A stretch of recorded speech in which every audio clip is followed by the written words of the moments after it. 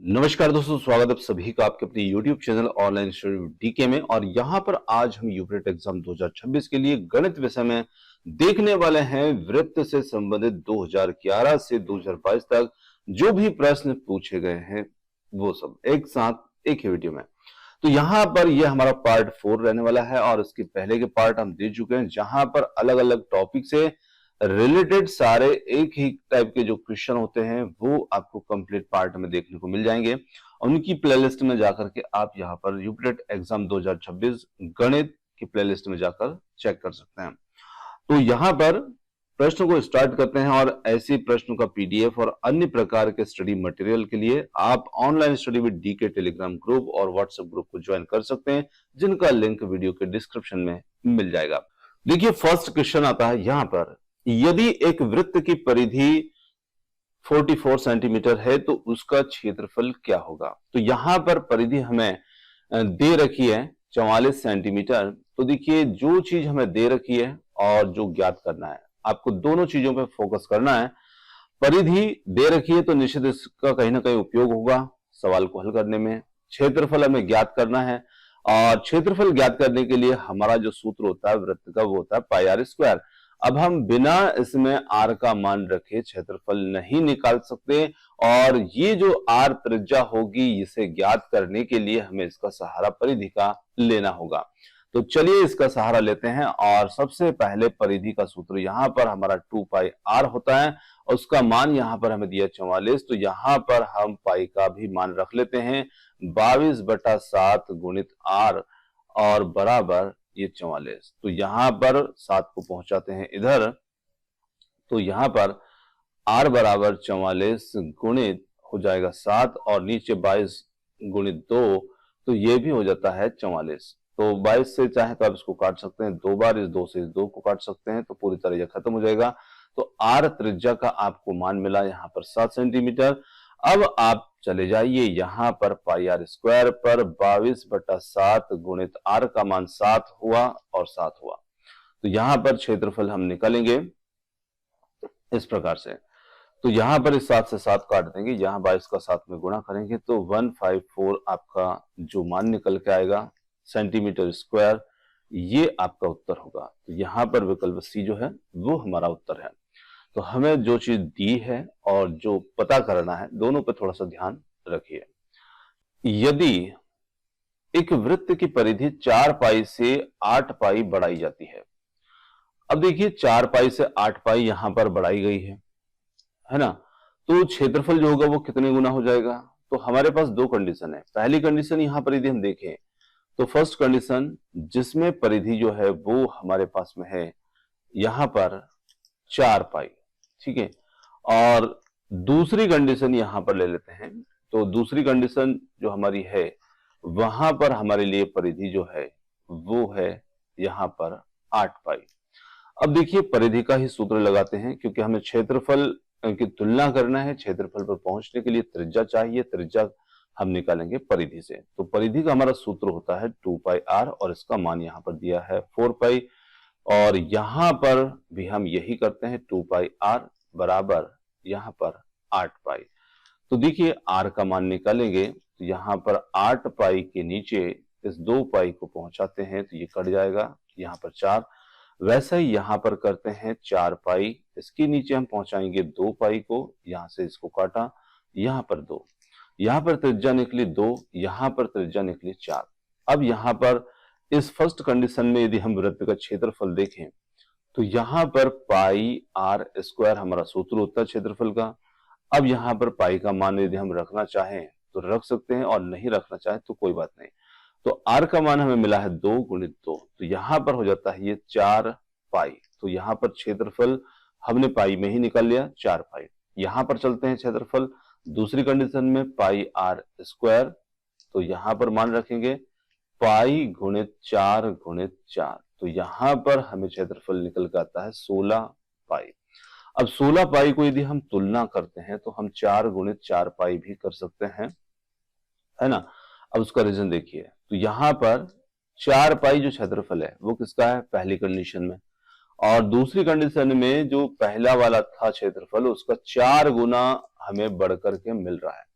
तो यहां पर जब हम वृत्त की परिधि 4 पाई से 8 पाई मतलब डबल करेंगे तो क्षेत्रफल 4 गुना होगा, ये आपको ध्यान रखना है। और ऐसे प्रश्न संख्या बदल करके भी आपके सामने आ सकते हैं, तो आपने एक बार यदि सॉल्व कर लिया तो यहां पर आपको सीधे उत्तर पता रहेगा कि यदि हम डबल करेंगे परिधि को, क्षेत्रफल 4 गुना होगा। चलिए अगला प्रश्न देखिए। अगला हमारा प्रश्न है, यदि दो वृत्तों की परिधि जो है उनका अनुपात यहां पर 3:1 है, तो वृत्तों के क्षेत्रफल में अनुपात क्या होगा, ये हमें इसमें यहां पर पता करना है। चलिए अब इसको देखते हैं। तो देखिए यहां पर जो त्रिज्याएं हैं हमें उनका दिया है अनुपात, सॉरी परिधियों का अनुपात दिया है। तो परिधि के अनुपात से हम कहां पहुंचेंगे, तो हमें जाना है वृत्त के क्षेत्रफल पर। क्षेत्रफल के लिए हमारे पास त्रिज्याओं के मान होना चाहिए, और त्रिज्या के मान होते हैं तो हम वहां पर क्षेत्रफल आसानी से निकाल सकते हैं। तो चलिए जैसा प्रश्न में कहा वैसा हम करते हैं। यहां पर हम सबसे पहले परिधियों का अनुपात समझते हैं। तो देखिए हमारे पास में दो प्रकार के वृत्त होंगे। पहले वाले को हम 2πr1 कह देते हैं, ये पहले की परिधि हो गई। ये दूसरे की परिधि हो गई 2πr2, क्योंकि दो वृत्त हैं। अब इनकी जो परिधियों का अनुपात हमें दिया है वो दिया है 3:1। यहां पर इस प्रकार से लिखें, 2π से 2π को कैंसिल करते हैं तो हमें r1/r2 मतलब कि त्रिज्याओं का अनुपात मिला 3:1। ये अनुपात हमारे लिए काम करेगा क्षेत्रफल पर। अब वैसा ही हम क्षेत्रफल पर चलते हैं। तो पहले वृत्त का क्षेत्रफल यहां पर πr1², दूसरे वृत्त का क्षेत्रफल यहां पर हो जाता है πr2²। पाई से पाई को कैंसिल कर देंगे तो r1 r2 का मान यहां पर कितना है, 3:1। तो ये मान हम यहां पर रख देते हैं 3:1, और इनका हम कर देंगे वर्ग। तो यहां पर ये निकल के आ जाएगा 9:1। तो यहां पर उत्तर हुआ विकल्प बी, हमारा इसमें उत्तर हो जाएगा। चलिए अगला प्रश्न लेते हैं। अगला प्रश्न हमारे लिए है, 10 सेंटीमीटर के एक वृत्त में वृत्त की जीवा केंद्र से 6 सेंटीमीटर की दूरी पर है, तो जीवा की लंबाई क्या होगी। अब देखिए एक वृत्त है और वृत्त के जीवा जो होती है केंद्र यहां पर होता है, और केंद्र से हम त्रिज्या किधर भी मापें हमेशा बराबर होती है। यहां से हम जीवा डाल देते हैं। जीवा जो है केंद्र से कितनी दूरी पर है, 6 सेंटीमीटर। तो ये केंद्र है, केंद्र से 6 सेंटीमीटर की दूरी पर जीवा हो गई, और इसकी त्रिज्या है यहाँ पर 10 सेंटीमीटर। आप चाहें तो इधर इसको मिला सकते हैं, आप चाहें तो इधर भी मिला सकते हैं। तो हमने मिलाया इधर। अब देखिए ये हमारे पास में इस प्रकार से एक त्रिभुज निकल के आ गया, जहां 6, 10 ये कर्ण है, ये लंब है, और आधार हमें पता करना है। और आधार का जब हम डबल करेंगे, क्योंकि जीवा जो होती है, कोई लंब यदि जीवा पर आता है केंद्र से, तो जीवा को दो बराबर हिस्सों में बांटता है। तो यहां पर इधर का जितना हिस्सा रहेगा उतना ही इधर का रहेगा। तो जो हम ये पता करेंगे इसका डबल सीधा कर देंगे तो हमें ये जीवा यहां से यहां तक, मान लीजिए कि ये ए, बी और ओ, और ये हम कर देते हैं डी। ठीक है, तो यहां पर ए, ओ, डी और इधर आगे हमारा बी है। तो उससे अभी हमें मतलब नहीं, हमें पहले इस हिस्से का पता करना है। तो यहां पर देखिए एओ क्या है, त्रिभुज के लिए कर्ण है। तो यहां पर हमारी जो पाइथागोरस प्रमेय होती है, एओ का वर्ग हो गया, फिर ओ डी का वर्ग हो गया, फिर ए डी का वर्ग हो गया। इस प्रकार से हम यहाँ पर लगा देंगे। तो ये 10 का वर्ग यहाँ पर, ये आपका 6 का वर्ग, ये आपको पता करना है। ठीक है, 10 का वर्ग यहाँ पर आपका 100, 6 का 36, एडी हमें पता करना है। 100 में से जब यहाँ पर हम 36 को माइनस करेंगे तो एडी स्क्वायर बराबर हमारे लिए यहाँ पर निकल आएगा 64। एडी का जब हम मान निकालेंगे तो इसका रूट हटा करके यहाँ पर 64 पर वर्ग कर देंगे बराबर एडी। तो यहाँ पर 8 हमें निकल के आएगा एडी के रूप में, जो आधी जीवा है और हम ए बी को जब बनाएंगे तो ए बी जो होगा वो 8 + 8 मतलब ए से लेके यहां तक और फिर यहां तक, तो ये हो जाएगा हमारे लिए यहां पर 16 सेंटीमीटर हमारा उत्तर है, जो कि है यहां पर विकल्प ए। चलिए अब हम पहुंचते हैं हमारे अगले प्रश्न पर। यहां पर एक वृत्त और उसके अंदर बनने वाले अधिकतम बड़े वर्ग के क्षेत्रफल का अनुपात वृत्त की त्रिज्या से समानुपाती होता है, वृत्त पर निर्भर नहीं होगा, वर्ग की भुजा के समानुपाती होगा या वर्ग के विकर्ण के बराबर होगा। तो देखिए उत्तर तो हमारा होगा वृत्त पर निर्भर नहीं होगा। क्यों नहीं होगा, क्या कारण होगा, समझते हैं इसको थोड़ा सॉल्व करके। तो देखिए प्रश्न तो हमारा सीधा उत्तर देने का है, पर हम थोड़ा यदि कॉन्सेप्ट को समझेंगे कि आखिर ऐसा कैसे हो सकता है। तो देखिए प्रश्न को समझने के लिए हम इसे थोड़ा सॉल्व करना पड़ेगा, समझ जो पूरा कॉन्सेप्ट है, तब हम इसको क्लियर तरीके से समझ पाएंगे। तो चलिए इसको थोड़ा समझते हैं और देखते हैं कैसे ये उत्तर हमारा बनता है। तो देखिए जो प्रश्न ने कहा था कि एक वृत्त है और उसके अंदर बड़े से बड़ा वर्ग हमें बनाना है, अधिकतम बड़े वर्ग का वर्ग बनाना है, तो यहां पर जो क्षेत्रफल होगा, क्षेत्रफल किसका, तो एक तो हमारा वृत्त का क्षेत्रफल, ठीक है ना, वृत्त का क्षेत्रफल, और एक हमारे वर्ग का क्षेत्रफल, वर्ग का क्षेत्रफल, इनका अनुपात जो होगा वो किस प्रकार से प्रभावित होगा, ये हमारा प्रश्न है। ठीक है, तो देखिए यहां पर वर्ग भी आपके सामने है, वृत्त भी आपके सामने है। अब यहां पर आप गौर करते हैं तो यहां वृत्त का केंद्र है और केंद्र से यदि हम देखें तो यहां तक वृत्त की त्रिज्या होती है, यहां से यहां तक भी वृत्त की त्रिज्या होती है, और यही चीज आपको वर्ग के क्या मिल रही है, विकर्ण के रूप में मिल रही है। तो इस प्रकार से आपको थोड़ी सी कुछ बात समझ में आ रही होगी कि जैसे वर्ग का विकर्ण जो होता है वो वृत्त के त्रिज्या का 2 गुना होता है। इसी स्थिति में अब देखिए यहां पर हम इसको थोड़ा समझते हैं। जैसे वृत्त की त्रिज्या हमारे लिए, वृत्त की त्रिज्या यहां पर है r, वर्ग की भुजा मान लेते हैं, वर्ग की भुजा, दोनों को थोड़ा अलग अलग मानते हैं, भुजा मान ली हमने a, ये भुजा और यहां से यहां तक त्रिज्या हो गई r। अब देखिए हम इसलिए भुजा मान रहे हैं वर्ग की और त्रिज्या इस प्रकार मान रहे हैं क्योंकि हमें इनके क्षेत्रफल के अनुपात पर पहुंचना है, और अनुपात पर पहुंचने के लिए हमें वर्ग का जो क्षेत्रफल है वो भी निकालना पड़ेगा। अब उसमें हमें भुजा का मान पता नहीं है, इसलिए हम थोड़ा सा इसमें आगे बढ़ रहे हैं। तो देखिए वर्ग की भुजा हमने मान ली a, अब यहां पर वर्ग की भुजा a, तो यहां पर आपका r है, ये भी त्रिज्या r है, और यहां पर ये भुजा भी वर्ग की a होगी, ये भुजा भी यहां पर a होगी। यहां पर हमारे सामने एक समकोण त्रिभुज बन रहा है, और समकोण त्रिभुज हमारा इस प्रकार से है जहां पर ये हमारे वर्ग का विकर्ण है, ये भुजा हमारे लिए a है, ये भुजा a है। तो यहां पर यदि हम विकर्ण का मान निकालना भी चाहें तो यहां पर जब हम पाइथागोरस प्रमेय के अंदर लगाएंगे तो हमारे जो विकर्ण का मान इसमें निकल करके आता है वो आ जाता है यहां पर √2a। देखिए हम वर्ग करेंगे, है ना, a का वर्ग फिर a का वर्ग 2a, इस प्रकार से फिर उसका वर्ग, यहाँ पर विकर्ण का वर्ग हटाएंगे, इस पर रूट चढ़ाएंगे, तो इस प्रकार से हमारे लिए यहां पर विकर्ण का मान जो है वो निकल करके आ जाता है √2a।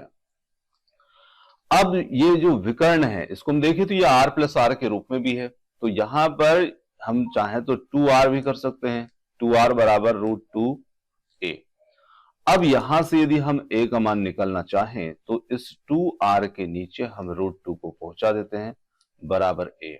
अब देखिए 2 को हम √2 इंटू √2 इंटू हम r कर देते हैं, नीचे हमारे पास में एक √2 पहले से है बराबर a। ये हमने इसी 2 को बदल करके इस प्रकार से लिखा है और इससे ये कैंसिल हो जाएगा।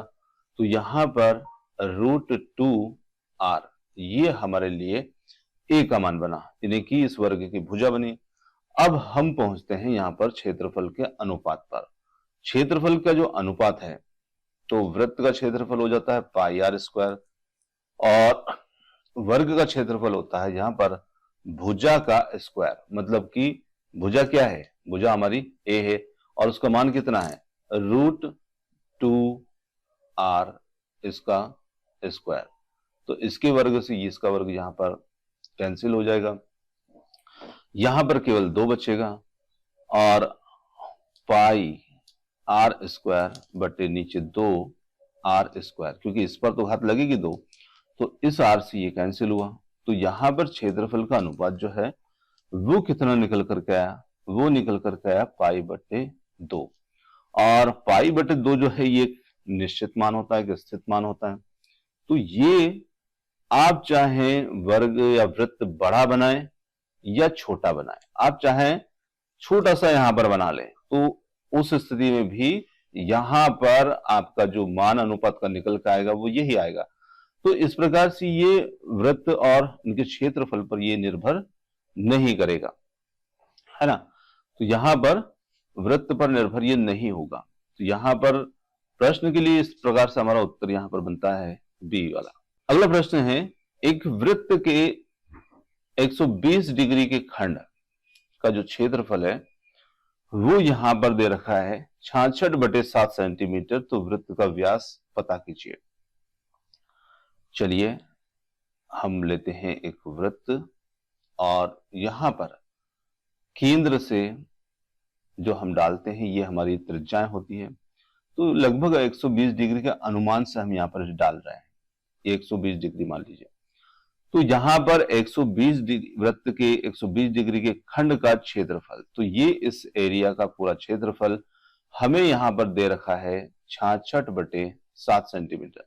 तो हमसे पूछा है वृत्त का व्यास। वृत्त क्या होता है, यहां से यहां तक त्रिज्या या यहां से यहां तक त्रिज्या, किधर भी हम लें त्रिज्या का दुगुना हमें करेंगे, व्यास मिल जाएगा। तो देखिए पूरा जो वृत्त होता है, यदि हम पूरे वृत्त की बात करें तो पूरा वृत्त जो होता है वो 360 डिग्री का होता है। और 360 डिग्री मतलब कि 100% पूरा हमारा सर्कल बन रहा है। पर यदि हम 120 डिग्री लेते हैं तो ये हमारे 100% का तीसरा हिस्सा बन जाता है। हाँ, तो यहां पर हम अनुपात समझ रहे हैं। तो पूरा 100, 120 उसका तीसरा हिस्सा। तो जैसे 3 हिस्से इस वृत्त में किए जाएंगे तो ऐसे ऐसे 3 हिस्से इसमें बनेंगे। तो अब हम पहुंचते हैं क्षेत्रफल पर। तो वृत्त का जो क्षेत्रफल है वो हम लगाते हैं वृत्त का क्षेत्रफल। तो वृत्त का क्षेत्रफल हमारा हो जाएगा पाई आर स्क्वायर। पाई का मान हमारे लिए 22/7, और आर का मान इसमें हमें पता नहीं है, तो आर का मान हम वैसा ही रख देते हैं। अब देखिए ये तो हमने क्षेत्रफल लगाया। अब जो हमारा 120 डिग्री वाला खंड है, 120 डिग्री वाला जो खंड है उसका क्षेत्रफल की बात करें तो उसका क्षेत्रफल जो है वो कैसा है, तो वो हमारे पूरे वृत्त के क्षेत्रफल का तीसरा हिस्सा है। मतलब कि 1/3 गुणित वृत्त का क्षेत्रफल।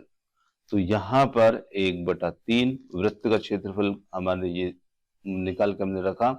तो यहां पर ये कर देते हैं पाई आर स्क्वायर। और 120 डिग्री वाले वृत्तखंड का क्षेत्रफल हमें दे रखा है 66/7। तो इधर हम 66/7 रख लेते हैं। अब देखिए यहां पर हमें त्रिज्या निकालना है, मतलब कि हमें आर निकालना है जिससे हमें व्यास पता चलेगा। तो बाकी के इधर के जो भी मान है, 3 है, पाई का मान भी रख लेते हैं 22/7, इनको एक साइड करते हैं। तो 66/7 ये था। 3 को हम पहुंचाएंगे इधर ऊपर, 1 आ जाएगा नीचे। पाई का मान होगा 22/7, तो 22 यहां पर ऊपर था, उधर पहुंचेगा नीचे, और 7 आ जाएगा ऊपर। ये देखिए 22 से 22 त्रिया 66, 7 से 7 कट गया, 3 त्रिया 9, और यहां रहेगा आर स्क्वायर। तो आर का जो मान निकल करके आएगा वो क्या आएगा, 3 गुणित 3, मतलब कि ये आर स्क्वायर का मान होगा पर हम r के मान की यदि बात करेंगे तो r बराबर हमें निकल के आ जाएगा 3। तो यहां पर व्यास निकालेंगे तो वो त्रिज्या का डबल होता है, तो 2 गुणित 3 बराबर 6। उत्तर हुआ डी विकल्प। तो इस प्रकार से ये हमारा उत्तर होगा। दोस्तों ये ऐसे कुछ प्रश्न हैं और ऐसे ही प्रश्न जो है वो यूपीटेट में गणित के अंदर पूछे गए हैं। साथ ही साथ एक जैसा जैसे जीवा वाला क्वेश्चन हमने देखा था, अब ऐसे क्वेश्चन और भी थे पर उनको इसलिए छोड़ दिया क्योंकि सेम टाइप का ही क्वेश्चन है, सिर्फ यहाँ पर संख्याएं जो है वो चेंज की गई थी, इसलिए मैंने ऐसे प्रश्नों को हटा दिया है, क्योंकि बार बार उसमें समय खराब करने से कोई मतलब नहीं। तो अब जो हमारे प्रश्न थे, इतने ही प्रश्न यहाँ से 2011 से 22 तक इससे संबंधित बने थे, जो आपको यहाँ पर देने का प्रयास किया। प्रश्न आपको कैसे लगे कमेंट्स करके बताइएगा। वीडियो पसंद आया तो वीडियो को लाइक शेयर, चैनल को सब्सक्राइब करना मत भूलिएगा। आपने समय दिया उसके लिए बहुत बहुत धन्यवाद। Thanks for watching.